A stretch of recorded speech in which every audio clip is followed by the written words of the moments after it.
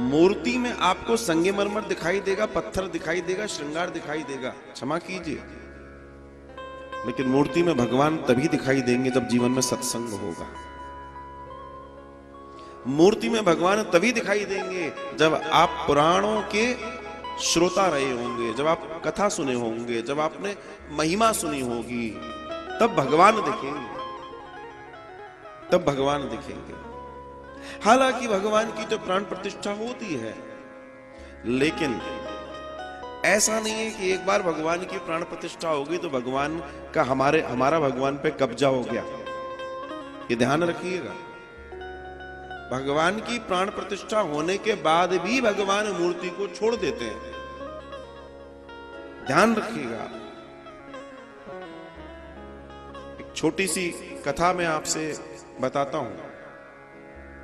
ये लगभग घटना है 1750 के आसपास की।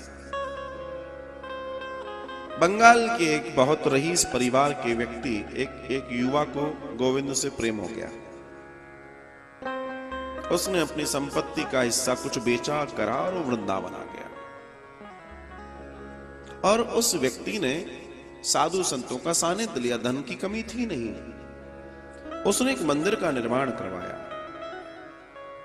और जयपुर से मूर्ति बनकर आई थी।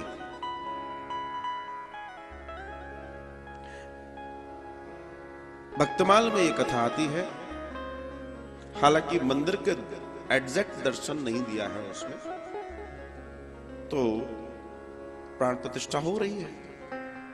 अब देखिए भगवान रहते कि नहीं रहते, इसका ज्ञान विज्ञान देखिए कितना महान है। तो मूर्ति की प्राण प्रतिष्ठा हुई और वो व्यक्ति बड़ा प्रसन्न, और पूरा साधु संत आदि सन्यासी सब आनंद के साथ प्राण प्रतिष्ठा में शामिल हुए। भगवान बड़ी सुंदरता से खड़े हैं और आनंद है। रात्रि हुई, पुजारी जी शयन आरती कर रहे थे, तो उसने कहा, पुजारी जी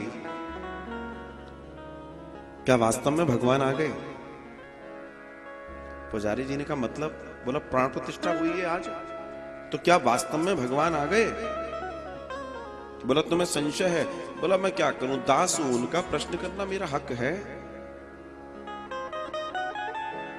पुजारी जी कहते हैं प्राण प्रतिष्ठा हुई है, भगवान आ गए, संशय मत करो। बोला मैं चेक करना चाहता हूं।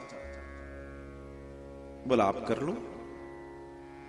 तो रुई रखी थी, दिया बाती वाली रुई, उसने रुई ली, रुई की बहुत बारीक परत बना दी, बहुत बारीक, बिल्कुल बारीक परत ऐसे फैला दिया रुई को, और उस रुई को उसने एक तीली में किनारा दिया।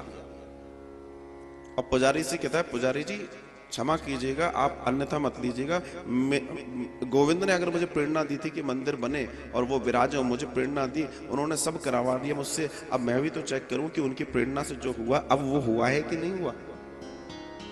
बोले ठीक है। उस गाड़ी में उस रुई को जो बिल्कुल पतली कर दी, महीन कर दी, फैला दी है, उसको लेकर भगवान की नासिका के पास लगाई उसने, नाक के पास। और महाराज जब भगवान सांस लेते तो वो नाक से चिपकती, और जब छोड़ते तो वो दूर जाती।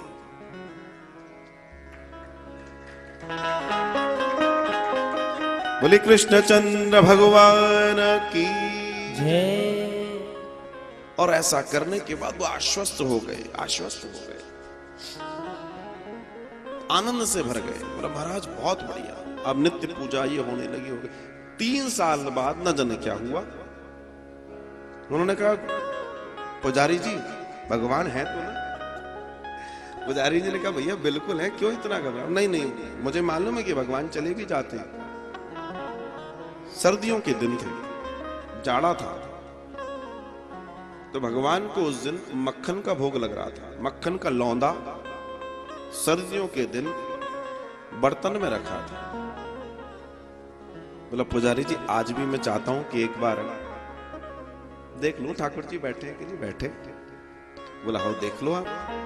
तो मक्खन का लौंदा लेके भगवान के सर पे रख दिया। तो सर पे जैसे ही रखने लगे तो वो कहते हैं पुजारी सर पे क्यों रख रहे हो? बोला पुजारी जी शरीर में सर गर्म होता है, और अगर ठाकुर जी हैं तो इतनी सर्दी है, ये पिघलता तो है नहीं, ये पिघलेगा भी नहीं, और अगर ठाकुर जी हैं तो ये पिघलेगा। और महाराज वो पिघला, और पिघलने के बाद ऐसे आता गया और वो भगवान के मुख में प्रवेश भी करता गया, पूरा पूरा का पूरा माखन का लौंदा समाप्त हो गया, और ठाकुर जी ने अपना दर्शन दे दिया। ये है वृंदावन की महिमा, यह है ठाकुर जी की महिमा। दुनिया में आप कहीं चले जाइए, ईश्वर की चेतना को अगर बहुत करीब से अगर आपको जानना है तो इस पृथ्वी पर श्रीधाम वृंदावन है। लोग भी ठाकुर के और ठकुराई भी ठाकुर की। प्रेम सौहार्द, राधे राधे, जिसको वो देखो, चाहे रिक्शे वाला हो, चाहे दुकानदार भैया हो, चाहे कोई हो, सब के बात करने का जो क्या है, राधे राधे। तो जब व्यक्ति के जीवन में इतना राधे हो तो राधे तो राह देंगी ही ठाकुर जी तक पहुंचने।